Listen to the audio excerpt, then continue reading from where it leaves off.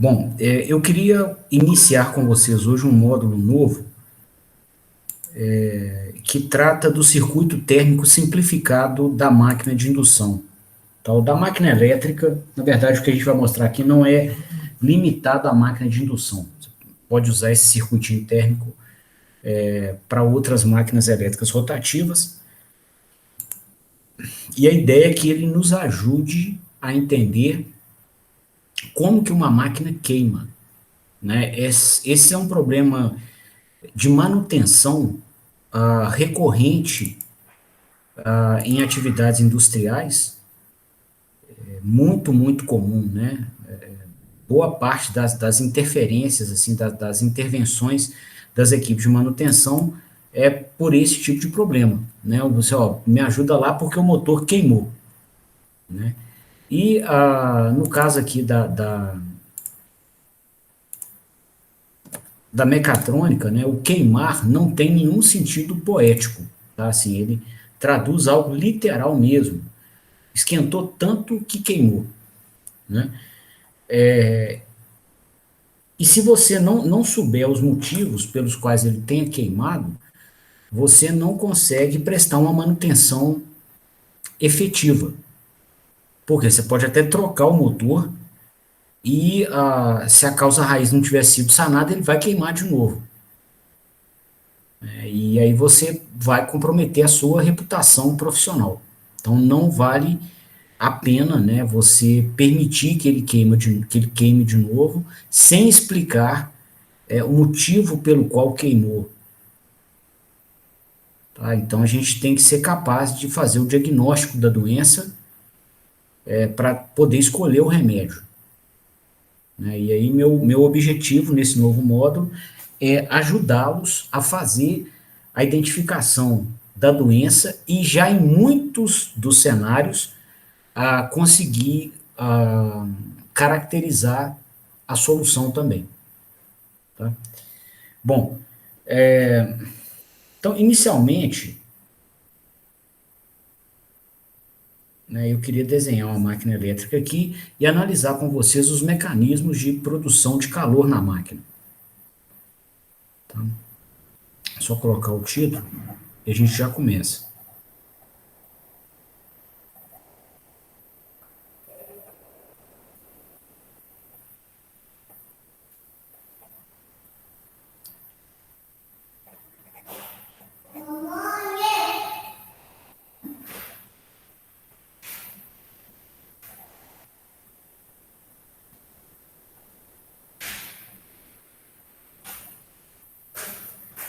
Bom, então a máquina elétrica, pessoal, ela vai produzir calor em alguns componentes distintos, né, e por mecanismos, fenômenos físicos também distintos.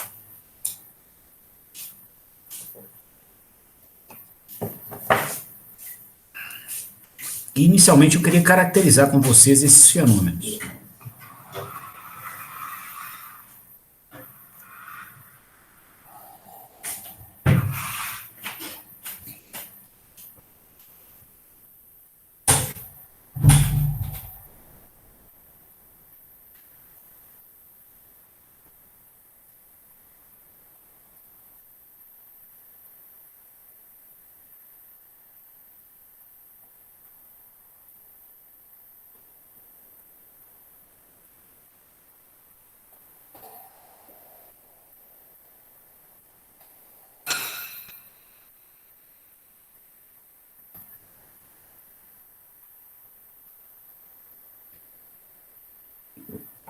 Bom, então, está aqui o estator da máquina. Eu preciso, para essa análise, fazer o rotor também.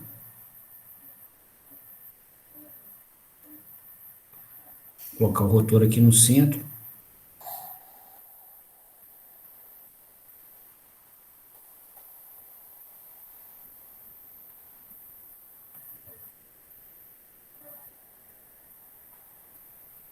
Tá? Aqui está a ponta de eixo.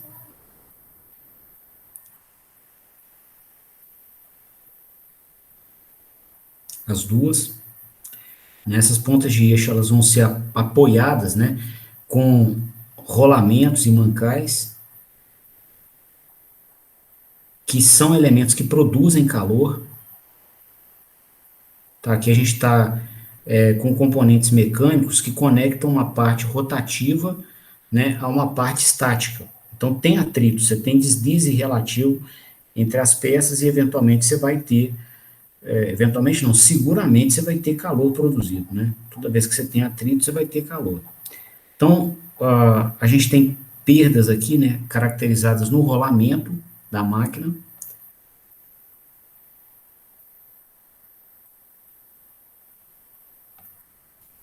Essa máquina também, ela vai ser alimentada, né, pela rede de energia elétrica, digamos que seja uma máquina trifásica. A gente está alimentando aqui com inversor de frequência que opera como fonte de tensão controlada.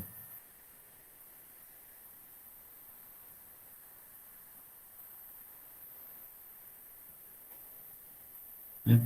E a gente vai alimentar as bobinas da máquina. Né? Então você vai, por exemplo, pegar aqui e alimentar no interior da máquina aqui a bobina da fase A, e nessa bobina nós teremos fio de cobre com resistência elétrica não nula.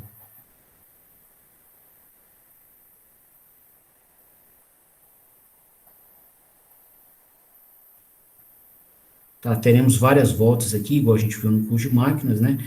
Até chegar um ponto aqui que ela vai ser conectada, né? Sua conexão estrela, né? Você vai ter o neutro dela aqui, que vai ser conectado com a bobina da fase B e da fase C também. Tá? Então, eu vou desenhar uma fase aqui, a gente sabe que tem as outras duas, só porque o desenho fica muito carregado. Tá? Tem muito fenômeno envolvido aqui, aí depois a gente não entende nada mais. Tá?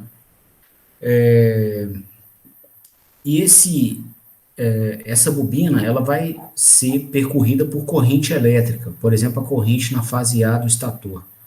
Tá? Então, essa corrente, quando circular na resistência da máquina, ela vai promover a produção de potência térmica, o que é modelado pelo efeito Joule. Então, nós vamos ter potência elétrica convertida em potência térmica mediante a circulação dessa corrente na resistência de estator da máquina, caracterizando então o efeito de perdas no cobre, no fio de cobre do estator. Vou marcar aqui, ó. Você vai ter as perdas no cobre do estator. Tá? Da mesma forma, o rotor da máquina é montado, né, com barras de cobre, que são as barras do rotor, que são barras condutoras curto-circuitadas, né, mas que serão também percorridas por corrente elétrica.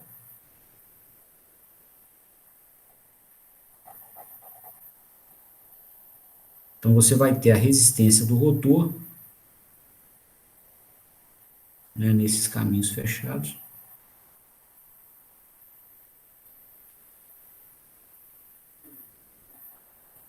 E, mediante a circulação de corrente no circuito do rotor,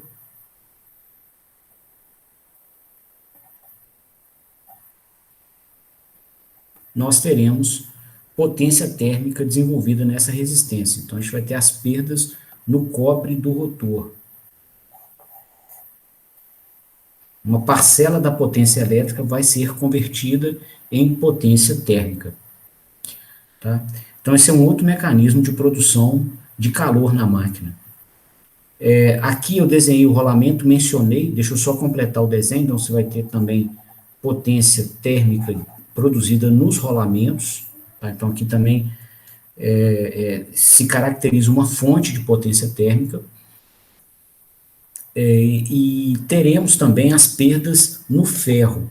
Né? Então, eu vou, nessa análise, desenhar o estator não só como um cilindro, mas como uma cunha cilíndrica, uma casca cilíndrica aqui, ó.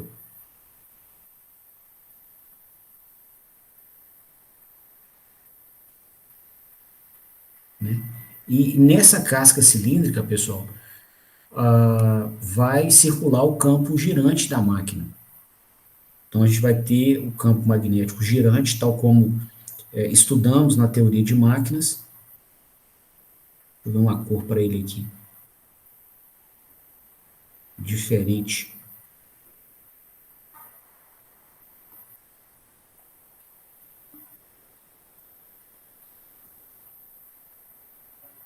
Tá? O polo norte e o polo sul.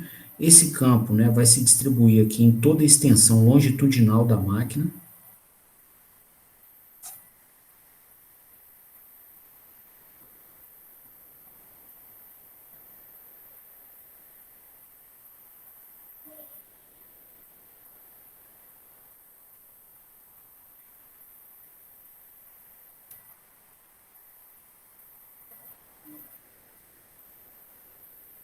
Polo sul e polo norte. E o que vai acontecer, pessoal? Essas linhas de campo, elas vão, como o campo é girante, né, a gente vai observar que em caminhos fechados dentro dessa casca cilíndrica, aqui, ó, vou marcar um caminho fechado qualquer aqui, nós observaremos campo magnético variável no tempo.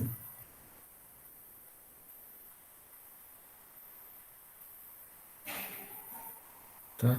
Então, aqui dentro desse caminho fechado, né, ora nós teremos as linhas de campo do polo norte, furando aqui, né? Como o campo gira, daqui a pouquinho esse campo, as linhas de campo do polo norte reduzem, começa a vir polo sul, campo magnético entrando, né? Aí ele continua girando, vai reduzindo, reduzindo, vem de novo, começa a ter polo norte, cresce a um valor de pico. Então, o que vai acontecer?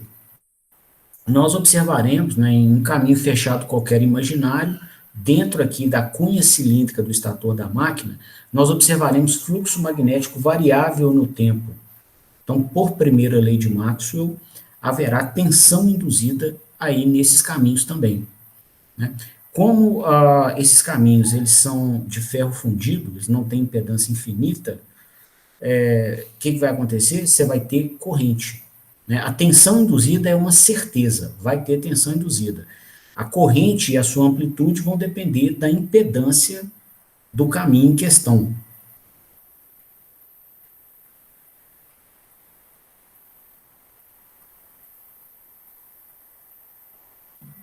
Então, a gente vai caracterizar aqui uma resistência no ferro, não mais no cobre, nas bobinas de cobre, e sim no corpo de ferro da carcaça da máquina, tá? E aí nós teremos tensão induzida no ferro, pelo efeito que eu mencionei, né, pelo campo girante,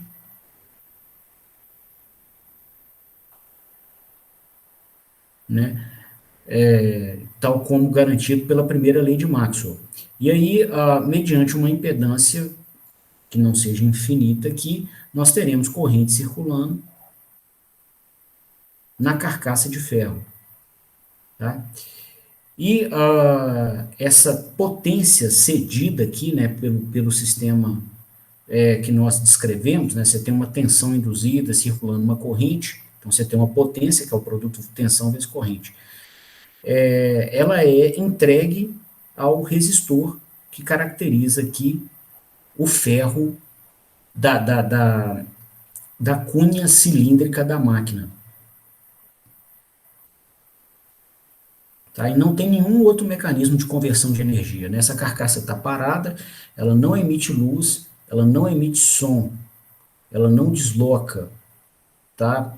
Não tem nenhuma outra forma aqui de. Vai se criar um pequeno campo magnético aqui com ela também, tá? Mas fora isso, a única maneira, né, de se ter, de se promover aqui a conversão dessa energia é para o formato térmico, né, quando a corrente circular pela resistência do ferro. Então, nós temos aqui caracterizado mais um mecanismo que faz com que a máquina se aqueça. São as perdas no ferro. Tá?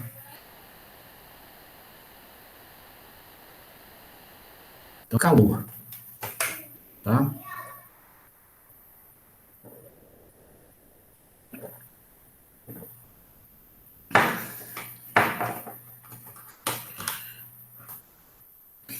Bom,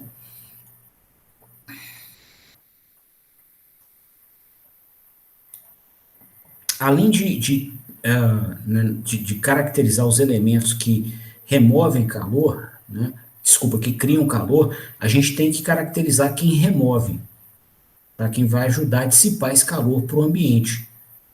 Tá? Porque se essa potência térmica criada no interior da máquina tiver dificuldade para ser dissipada ao ambiente, ela vai ficar na própria máquina. Tá? Não, pela primeira lei da termodinâmica, potência ou energia você não some nem cria, ela se converte. Né? Então, se essa potência foi criada, né, no interior da máquina, ela pode ser direcionada para o próprio corpo da máquina, né, e você aumentar o grau de agitação térmica das moléculas constituintes dos diversos materiais da máquina, ou ela pode ir para o ambiente. Né? Se a gente ajuda essa potência a fluir para o ambiente, uma menor fração dela fica absorvida no interior da máquina. E aí a temperatura da máquina, que vai ser caracterizada pela integração dessa potência no tempo, também não vai subir exageradamente. Tá? Então, no caso de máquinas elétricas, é comum a gente colocar aqui um ventilador, né, em uma das pontas de eixo.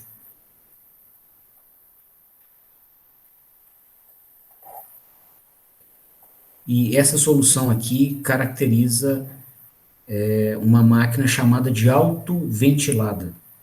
Tá? Então, o ventiladorzinho dela gira solidário ao eixo mecânico aqui do rotor.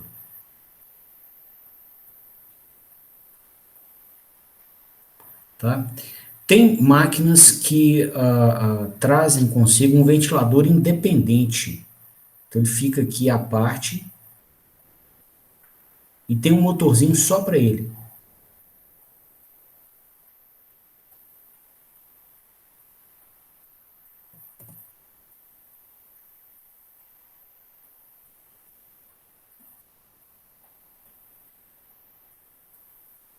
Tá? Então, você tem a máquina elétrica principal que vai tracionar, né, a carga do cliente, e tem uma maquinazinha elétrica à parte com um ventiladorzinho. Então, essa solução é chamada de solução de ventilação forçada.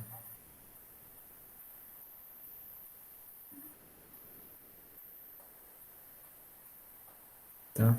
Uma máquina com ventilação forçada. E essa outra solução, que você coloca o ventilador solidário ao eixo da máquina, é chamada de máquina autoventilada.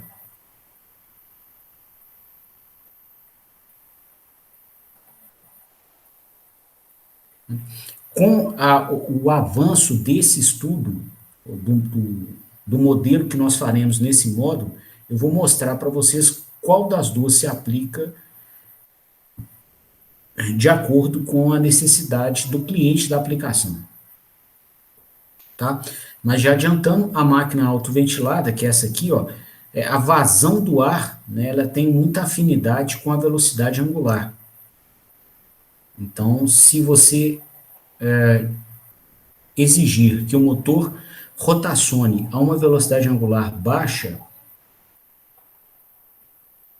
a vazão de ar para poder resfriar o motor também fica baixa. E aí, ou seja, você está tirando pouco calor. Tá? Se você estiver criando muito calor, né, a potência térmica das nossas fontes quentes aqui for elevada, tá, a máquina queima. Então, nesse cenário, vale a pena usar a ventilação forçada. Você manter a velocidade angular do ventilador independente da velocidade angular da máquina e garantir que o tempo inteiro você vai ter vazão de ar suficiente para tirar bastante calor da máquina. Ok?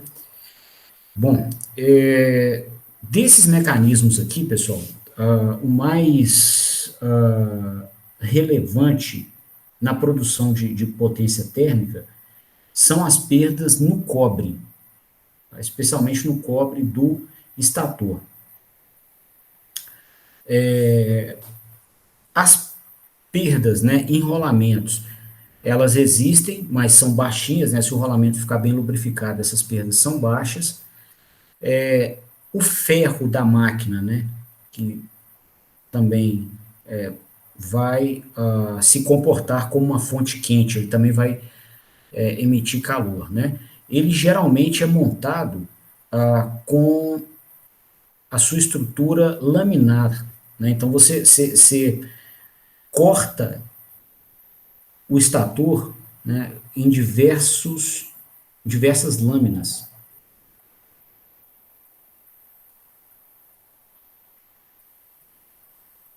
fininhas,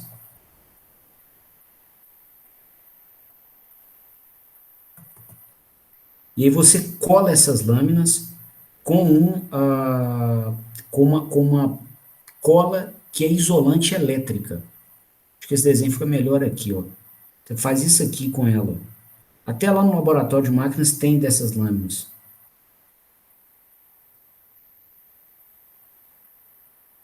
É como se você pegasse aqui um salaminho, digamos que o rotor, que o estator da máquina fosse um salaminho, e você cortasse as rodelinhas do salaminho, né? E aí você colasse elas depois com uma cola que tem propriedade isolante. Então, o que vai acontecer aqui? Né, você até tem tensão induzida no ferro, tá? Só que a resistência fica altíssima.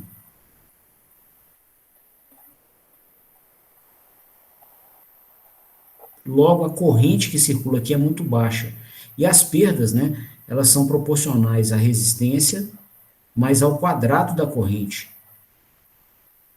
Tá? Então, quando a gente sobe a resistência e cai a corrente na mesma proporção, a gente acaba caindo a potência térmica porque a corrente contribui, né, com o quadrado aqui nessa expressão. Tá? Isso aqui é praxe, né, no projeto de máquinas elétricas, você montar tanto o estator quanto o rotor de maneira laminar, tá? Várias laminazinhas. Então, essas potência de perdas no ferro também é baixinha. Tá? A corrente do rotor ela é menor do que a corrente do estator, tá? A corrente do estator ela é substancialmente maior, né? E aqui então a gente vai caracterizar a maior fonte de produção de calor na máquina. E existe uma associação dessa potência térmica com a carga mecânica que a gente impõe ao eixo da máquina, né? Então, esse é um sistema mecatrônico, todo mundo aqui influencia em todo mundo, e nós, então, observaremos, né, que essa taxa de produção de calor no tempo, observada aqui no cobre do estator, ela vai ser regida, né, ditada em regime permanente pela carga que a gente aplica no eixo. Por que disso? Vou fazer uma análise aqui.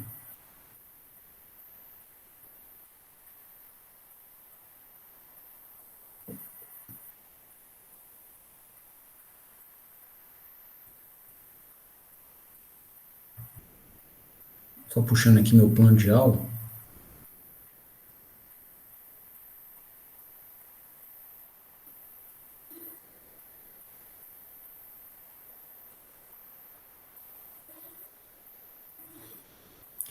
Bom, então, essa potência,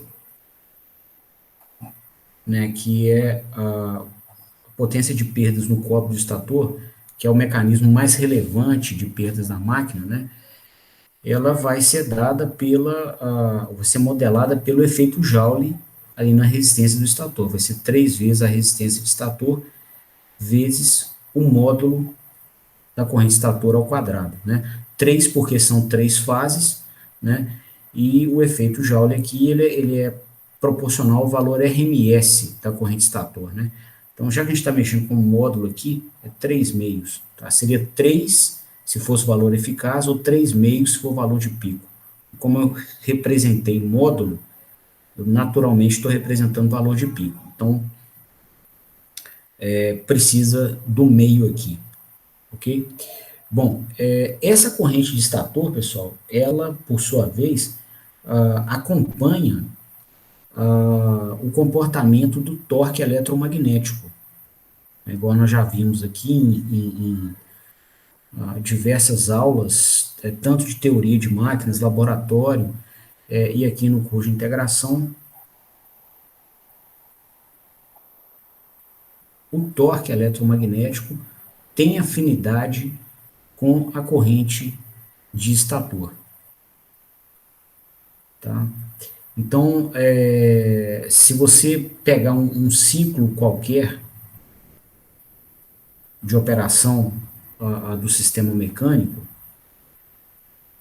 você vai observar o seguinte: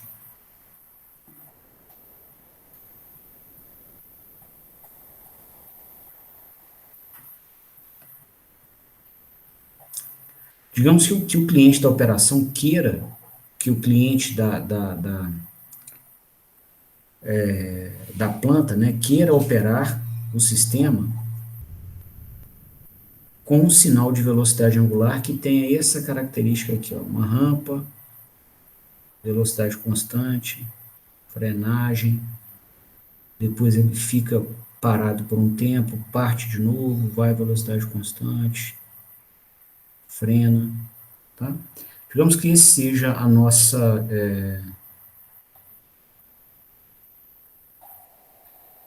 trajetória desejada pelo cliente, tá?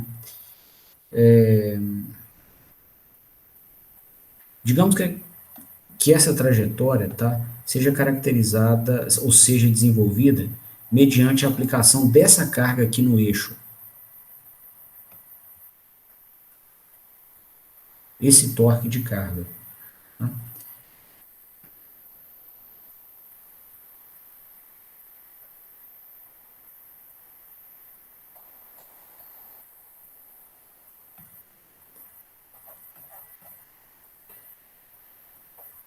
Bom, nesse cenário, né, qual que seria o torque eletromagnético?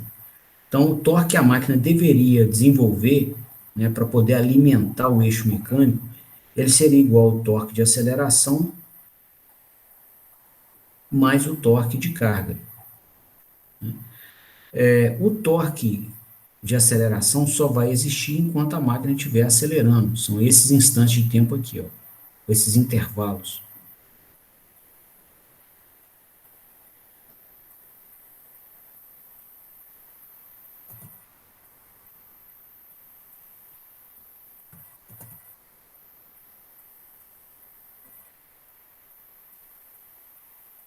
Tá? Que é essa parcela do torque. O torque de carga aqui, né, por premissa, está presente o tempo inteiro.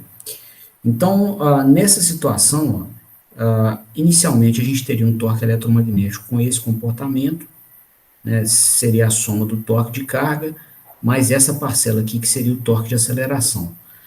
A partir desse instante de tempo aqui, quando a velocidade está constante, o torque eletromagnético tem que empatar com o torque de carga, teria esse comportamento aqui, e aqui a gente ia começar a frenar, né? Então o torque de aceleração fica negativo, você vai subtrair do torque de carga um valor negativo para chegar no torque eletromagnético. Aí vamos dizer que ele tem esse comportamento, depois você frene o eixo do motor e um freio qualquer rejeite a carga, tá? E depois você tem a partida de novo.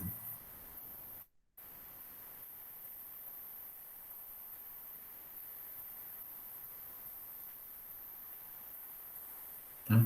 Então esse sinal azul seria o sinal de torque eletromagnético. Bom,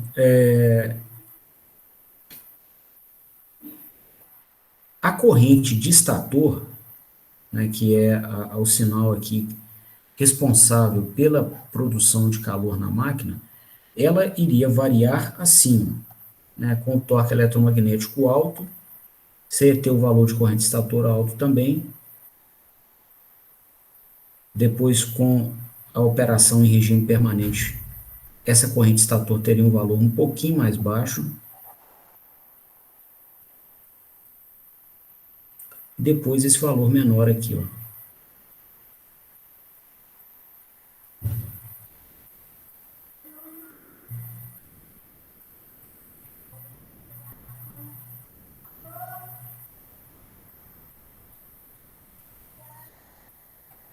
Opa, aqui eu errei na representação do sinal de torque aqui em cima. Na frenagem, não vai a zero de uma vez, né? Aqui que ele vai. Bom, então aqui, pessoal, a gente caracteriza o comportamento da corrente estator. E o que vai acontecer aqui? A gente sabe, né, de outros carnavais que a corrente estator ela acompanha, aqui ela tem boa afinidade com o torque eletromagnético, tá?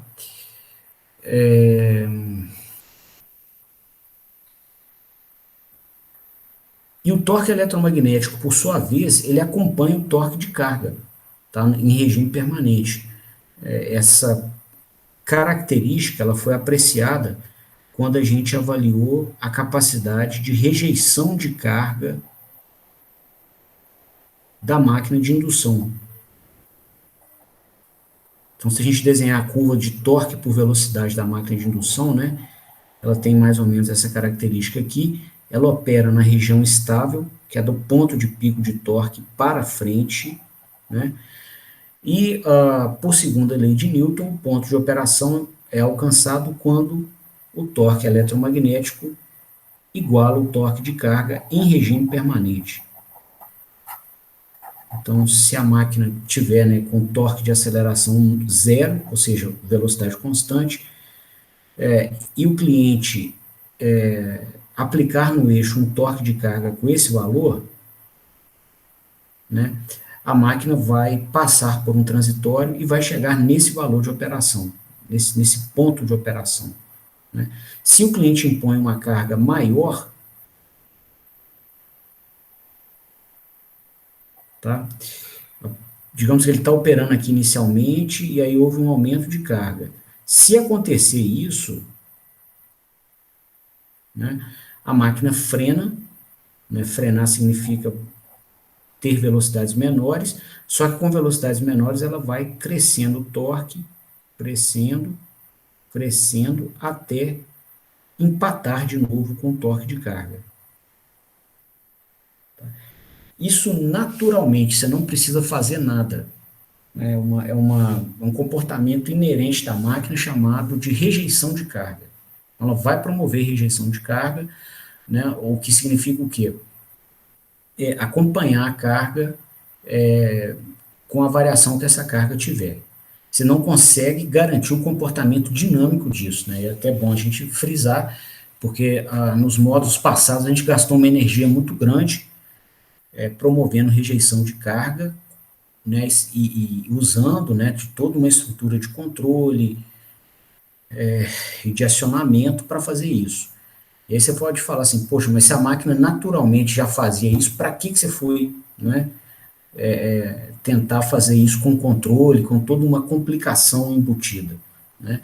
Por um motivo fundamental que justifica tudo aquilo, que é o seguinte, a, naquele contexto, tá, a gente estava promovendo rejeição de carga com alto desempenho dinâmico e com elevado nível de rigidez dinâmica. Tá? Aqui nós não estamos controlando a velocidade, por exemplo. Ó. Aqui seria, no caso, uma máquina com partida direta na rede, não com inversor de frequência. Tá? Então, além da gente não controlar o tempo gasto para sair desse ponto e chegar nesse, ou seja, a gente não controlar o desempenho dinâmico, a gente não está escolhendo o ponto de operação, porque aqui ela vai promover rejeição de carga, mas ela vai sair dessa velocidade aqui e chegar nessa. E às vezes a gente não quer operar nessa, em alguns sistemas mecatrônicos, certo? Então, por isso que a gente fez toda aquela estrutura de regulação, atuação e controle dos primeiros módulos da disciplina. Tá? Bom, e aí, pessoal, voltando aqui, né, no contexto das nossas análises térmicas, né, é fato que a máquina vai conseguir trabalhar com rejeição de carga. Tá? E a carga é uma entrada. Uma entrada num sistema desse é um sinal que você não controla. Então, o cliente escolhe o nível da carga e a hora que ela entra, e você nunca sabe, né? E aí, na hora que essa carga entrar, né, subir ou diminuir, né, o torque eletromagnético vai se alterar junto com ela. Tá? E quando o torque eletromagnético se alterar, você vai alterar a corrente de estator junto com ele. Né? E aí o que vai acontecer? Você vai alterar, ao se alterar a potência de estator, você vai alterar a potência no cobre também. Tá? Então, tem um encadeamento de eventos aqui que a gente pode escrever, né? Que foi esse aqui, ó. O cliente impõe o torque de carga. Com o torque de carga imposto pelo cliente, a gente vai ter rejeição de carga e vai variar o torque eletromagnético. Ao variar o torque eletromagnético, a gente vai variar o módulo da corrente estator, e ao variar a corrente estator, a gente vai variar a potência de perdas no cobre do estator. Tá? Como essa potência de perdas é proporcional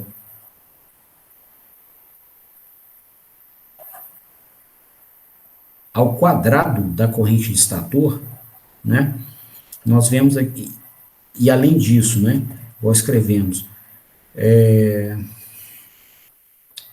em regime permanente, o torque de carga vai ser igual ao torque eletromagnético.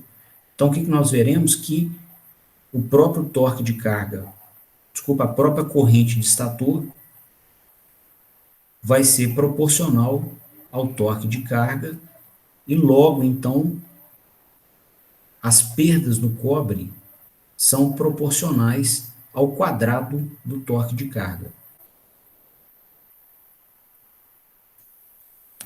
Tá? Em regime permanente. Então, se você colocar uma carga mecânica excessiva e mantiver essa carga em regime permanente por um longo tempo, a máquina vai queimar. Excessiva significa que é um valor maior do que o valor de torque eletromagnético nominal da máquina, considerando uma máquina com fator de serviço 1.0.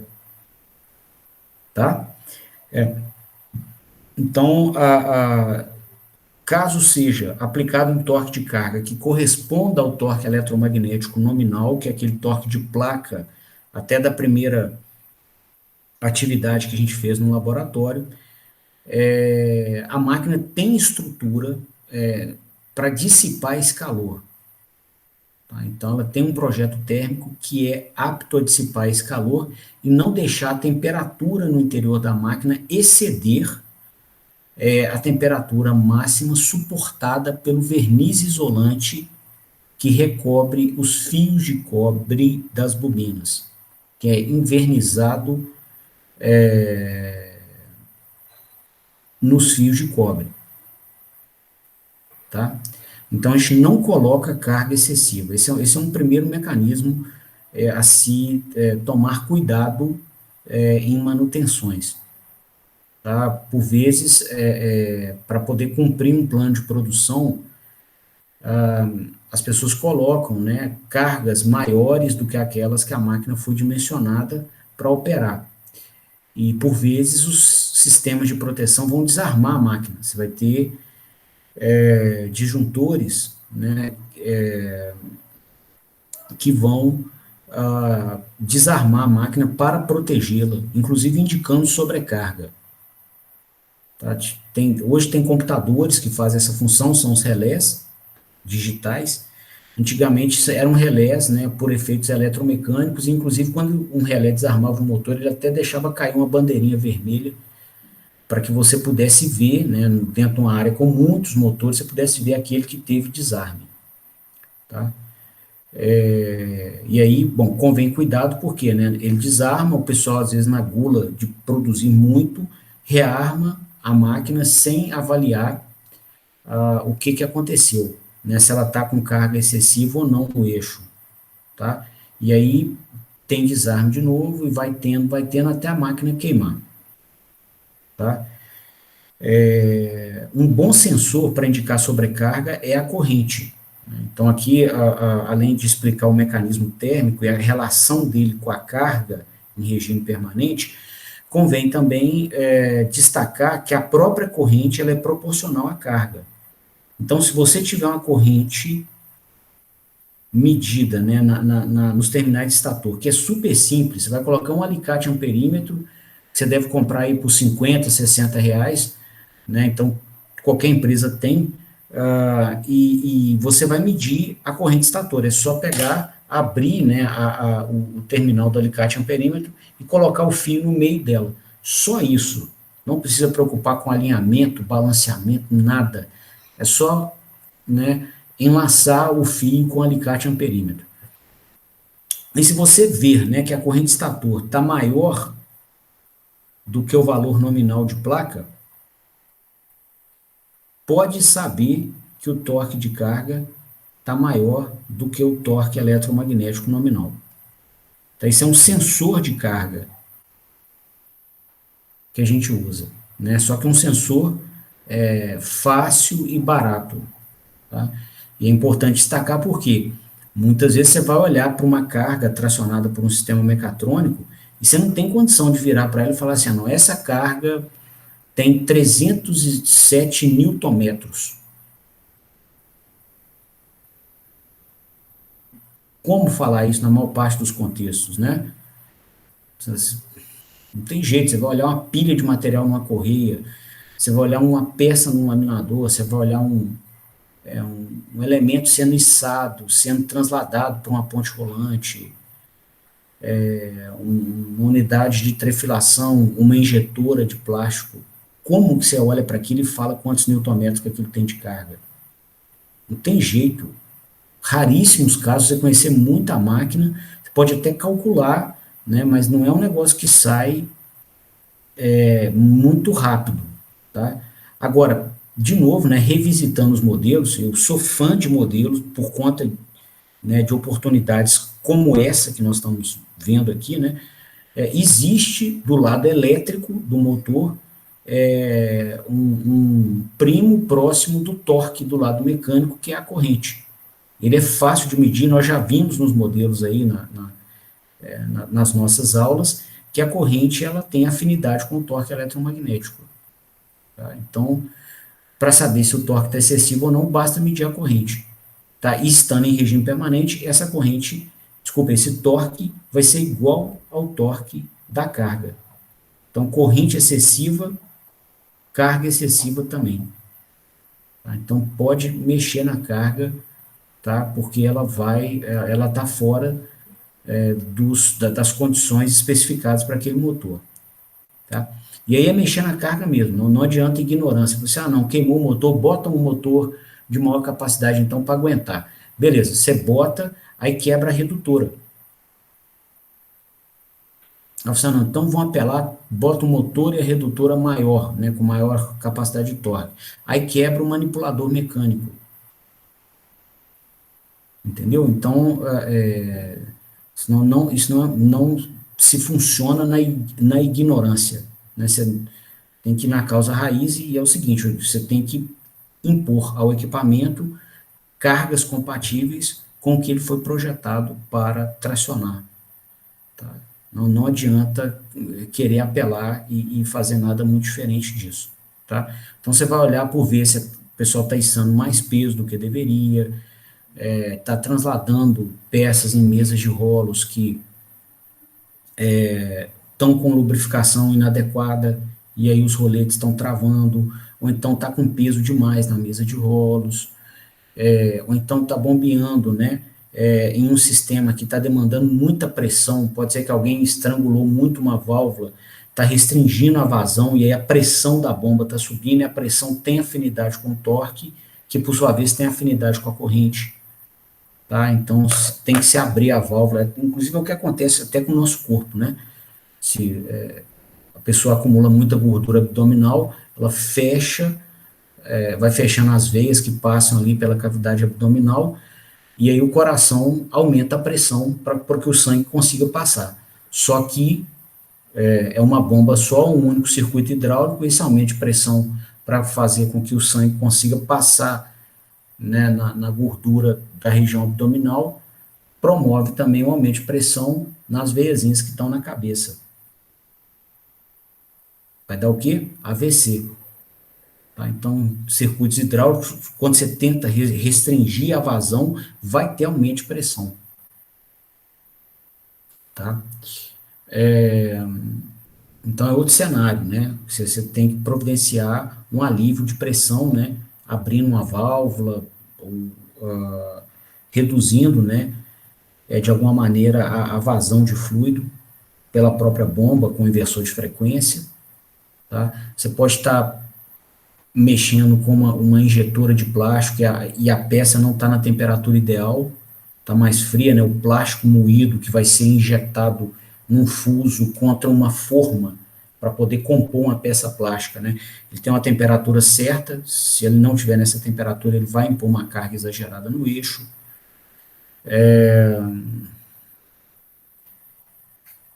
Você pode estar trabalhando no moinho de bolas, né? Para poder diminuir a granulometria de minério e tá com uma carga de minério excessiva, tá? Você pode estar num virador de vagões também, que o vagão está pesado demais, está com uma carga excessiva. O virador de vagão, ele pega o vagão de trem e vira mesmo. Tá? É bacana demais o acionamento, para tirar a carga de dentro dele. Tá? Então, enfim, tem uma coleção de possíveis candidatos, né, a promover sobrecarga no motor. Tá? Então, eles todos podem ser devidamente caracterizados ao se medir a corrente no estator. Ela não pode estar maior que o valor nominal. Ok? Bom, esse assunto vai continuar na quarta-feira. A aula de hoje é limitada. A gente vai, inclusive, fazer um modelo térmico. Tá? Aqui foi só para a gente começar a ter um entendimento e compatibilizar aqui esses diversos sinais, né? Mecânicos, elétricos e térmicos. Bom, eu queria então abrir a palavra a vocês para dúvidas, para considerações. Vocês têm algum comentário?